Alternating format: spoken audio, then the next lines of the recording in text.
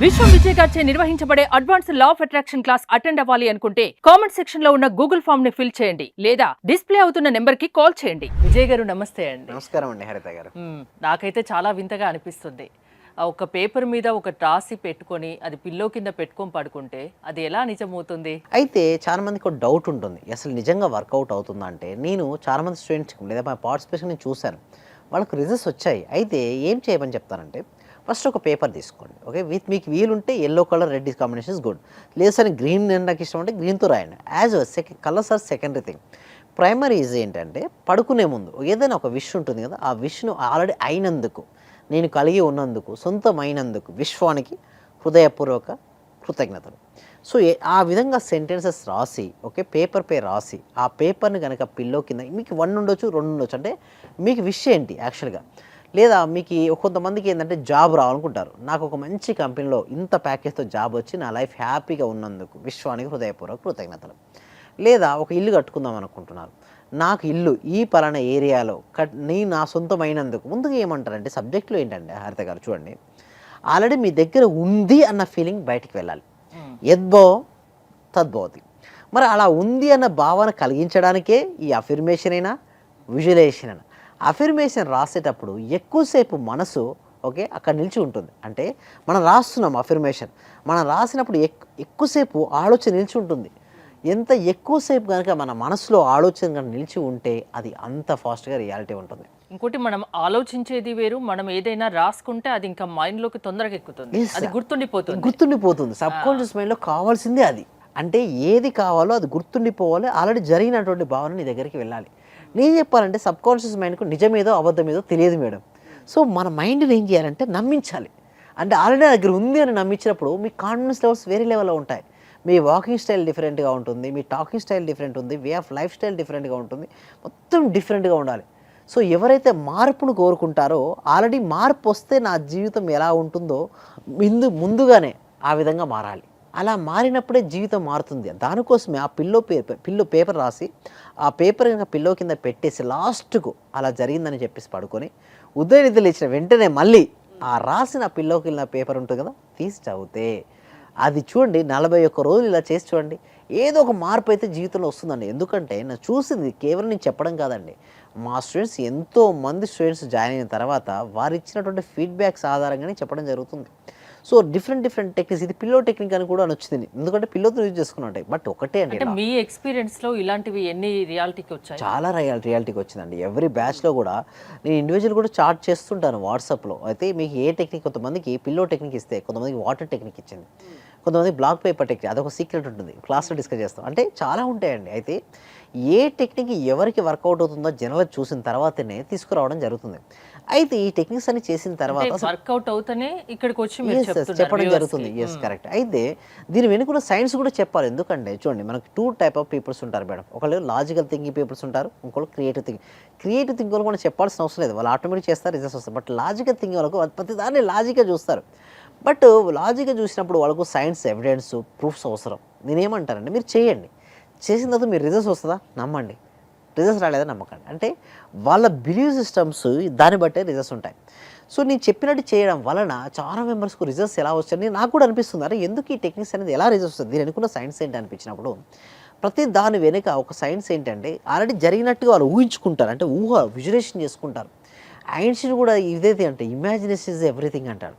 ఏదైనా సరే ఊహ నుంచే ఉద్భవించింది అంత. ఎందుకంటే సింపుల్ అండి, ఇక వాటర్ బాటిల్ మనం చూస్తున్నామా, ఇది కూడా ఒక వ్యక్తి యొక్క ఊహ నుంచే వచ్చింది. అందుకు ఇక్కడ చైర్సే కావచ్చు, ఇక్కడ ఇదే కావచ్చు, స్టూడియో కావచ్చు, ఇక్కడ కెమెరా కావచ్చు, ఏదైనా సరే క్యామే కావచ్చు, ఏదైనా సరే ఒక పర్సన్ ఊహిస్తేనే అది బయటకు వస్తుంది. వితౌట్ ఊహ మీరే చెప్పండి, పాసిబుల్ అవుతుందా? ఊహించింది ఇక్కడ వచ్చి కూర్చోగలుగుతామా? ప్రతిదీ 2 సార్లు సృష్టించబడుతుంది హరిత గారు. ఒకటి మన మనసులో సృష్టించబడుతుంది ఊహల రూపంలో, రెండోది బయట కనపడుతుంది. మన మనసులో సృష్టించబడింది ఏది బయటకు రాదు, బయటకు వచ్చిందంటే అది మనసులో ఉంటేనే వస్తుంది.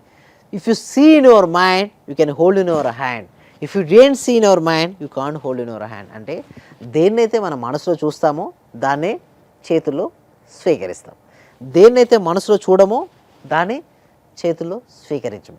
దీనికోసం ఏం చేస్తామంటే ప్రాక్టీస్లో ఎవ్రీడే విజువలైజేషన్ కూడా నేర్పిస్తామంటే, ఉదయం నిద్ర లేచినప్పటి నుంచి రాత్రి పడుకునే వరకు ఏ కార్యక్రమాలు చేస్తారో డే టు డే టాస్క్లు కూడా ఊహల రూపాలనే సబ్జెక్ట్ ఇస్తున్నాం. సో ఒక రోజు ఒక వ్యక్తిని పర్ఫెక్ట్గా ఊహించుకోగలిగి ఆ విధంగా చేయగలిగితే ఆ వ్యక్తి సక్సెస్ అవుతాడా లేదండి హరిత గారు మీరే చెప్పండి. సక్సెస్ అవుతాడు కదా. డెఫినెట్గా ఒక వ్యక్తి తన రోజును ముందుగానే టు డూ లిస్ట్ రాసుకొని అది రాసుకున్న దాన్ని ఆల్రెడీ తను ఊహించుకోగలిగితే ఎగ్జాక్ట్గా డెఫినెట్లీ సక్సెస్ అవుతారండి. సో దీనికోసం ఏం చేస్తామంటే ఎవ్రీ వీక్ కూడా ఒక డెమో క్లాస్ కనెక్ట్ చేస్తున్నాం. అంటే ఈ సబ్జెక్ట్ మీద మేము అనుకున్నట్టుగానే మన కొద్దిమంది చేతిలో కాదు, ప్రతి ఒక్కరికి రీచ్ అవ్వాలి. ప్రతి వ్యక్తికి, ప్రతి కుటుంబానికి, ప్రతి ఇంటికి వెళ్ళి ప్రతి ఒక్కరిలో ఒక శక్తి ఉంటుంది, ఎస్ ఉంటుంది. ఒక టాలెంట్ ఉంటుంది. Yes. అది అందరికీ తెలియదు. Yes. అది ఎలా బయటికి తీసుకురావాలన్నది మీలాంటి వాళ్ళు చెప్తారు. Yes exactly. మీ క్లాస్లో జరిగేది అదేనా? ఎస్ అవునండి. అయితే మీరు అనేది కరెక్టే అండి. ప్రతి ఒక్క వ్యక్తిలో కూడా ఒక డైమండ్ ఉంటుందండి, ఒకటి ఉంటుందండి. బట్ అది వారు గుర్తించరు. నిజానికి అది ఎప్పుడు బయటపడుతుందంటే ధ్యానంలో బయటపడుతుంది. ఎప్పుడైతే వారు నిరంతరంగా ధ్యాన సాధన చేస్తుంటారో వారికి తెలియనటువంటి ఒక శక్తి వారి నుంచి బయటకు వస్తుంది. కొంతమంది బాగా కమ్యూనికేషన్ స్కిల్ బాగా ఉంటుంది, నలుగురిలో మాట్లాడగలరు, ఎలాంటి స్టేజ్ ఫియర్ ఉండదు. సో అలాంటి వారికి ఎలాంటి సూటబుల్ వద్దు అది చేసినప్పుడే వాళ్ళు సక్సెస్ఫుల్ అవుతారు. అంటే మనలో ఏదైతే ఉందో అది చేసినప్పుడే సక్సెస్ అవుతారు. అంతెందుకు మేడం, సింపుల్గా చెప్తున్నాను. చేప పిల్లకు ఒకే పక్షి పిల్లకు పోటీ పెట్టొచ్చా? ఫిష్కు బర్డ్కు పోటీ పెట్టొచ్చా? పోటీ పెట్టడం కుదరదు. ఎందుకు? చేప అనేది నీళ్ళలో వెళ్తుంటుంది, పక్షి అనేది గాల్లో ప్రయాణిస్తుంది. ఈ రెండింటికి పోటీ పెడుతుంది, ట్రై చేస్తుంటుంది సమాజం. దాని నుంచి బయటకి రావాలి. అసలు నేను ఏంటి, నాలో ఉన్న స్కిల్స్ ఏంటి, నేను ఏమి చేయగలను, నేను బిజినెస్లో రాణించగలనా లేదా జాబ్ చేయగలనా, అసలు ఏమిటి నేను చేయగలను. ముందు ఎవరైతే ధ్యానం చేస్తుంటారో లోపల ఇన్నర్ సెల్ఫ్ చెప్తుంది, yes it is suitable for you. నాకు చెప్పింది ఇన్నర్ సెల్ఫ్, నీ వల్ల ఎంతోమందికి హెల్ప్ అవ్వాలి అంటే నాలెడ్జ్ అనేది వెళ్ళాలి. ప్రతి ఇంటికి, ప్రతి వ్యక్తికి, ప్రతి కుటుంబానికి జ్ఞానజ్యోతులు వెలగాలి. అజ్ఞానం అనే అంధకారం తొలగిపోయి జ్ఞానం అనే వెలుతురు రావాలి అంటే సబ్జెక్ట్ అనేది ప్రతి ఒక్కరికి వెళ్ళాలి మేడం.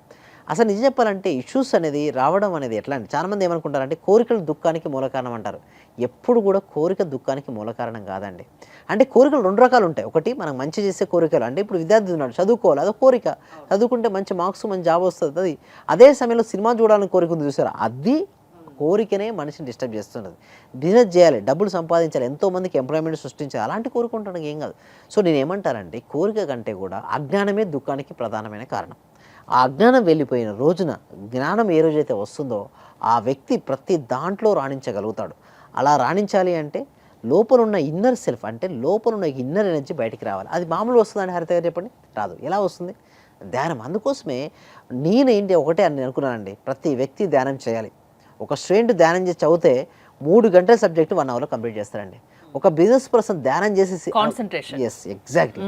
అండ్ ఒక బిజినెస్ పర్సన్ కనుక ధ్యానం చేసి బిజినెస్ చేసాను అనుకోండి, కస్టమర్స్ని ఆకర్షిస్తాడు. Is a magnet. ఎందుకంటే మన లోపల సింపుల్ అండి, లా ఆఫ్ అట్రాక్షన్ చెప్పేది కూడా ఇదే. మీ లోపల ఏ ఎనర్జీ ఉంటే దాన్నే ఆకర్షిస్తారు. మీలో నెగిటివ్ ఎనర్జీ ఉంటే నెగిటివ్ని ఆకర్షిస్తారు, పాజిటివ్ ఉంటే పాజిటివిటీని ఆకర్షిస్తారు. సింపుల్ చెప్పాలంటే ఒక్కటే అండి, మీ లోపల ఏది ఉంటే దానినే మీరు ఆకర్షిస్తారు.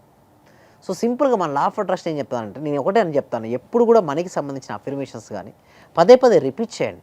మీరు అనవసర విషయాలు చూడడం కానీ మాట్లాడడం కానీ వినడం కానీ ఆపేయండి. ఫస్ట్ మీరు సాధ్యమైనంత వరకు మౌనంగా ఉండండి. అంటే మీతో మీరు ఇంటరాక్ట్ అవుతూ మీకు ఏం కావాలి దాని గురించి ఆలోచించండి. అప్పుడే మీ జీవితంలో మీరు అనుకున్నది సాధిస్తారు. వీటి కోసం అండి ఎన్నో డెమో క్లాసెస్ అండి, హైయెస్ట్ బ్యాచెస్ ఇన్ తెలుగులో, ఇండియాలో కూడా ఇన్ని బ్యాచెస్ ఎవరు కండక్ట్ చేయలేదు. మార్నింగ్ ఏ టైంకి ఉంటుందండి class? Morning 6:30 to 7:30 AM connect చేయడం జరుగుతుంది. ప్రతిరోజు ఉంటుందండి. అసలు నాన్ స్టాప్గా 550 డేస్ నుంచి, మోర్ దెన్ 560 డేస్ నుంచి నాన్ స్టాప్గా అండి. ఎందుకంటే ఒకటే మన సంకల్పం, ఇది ఒక యజ్ఞం, ప్రతి ఒక్కరికి రిజల్ట్స్ రావాలి. బట్ వారి టైంని బట్టి కొంతమందికి కుదురుతూ వస్తారు, కొంతమంది రారు.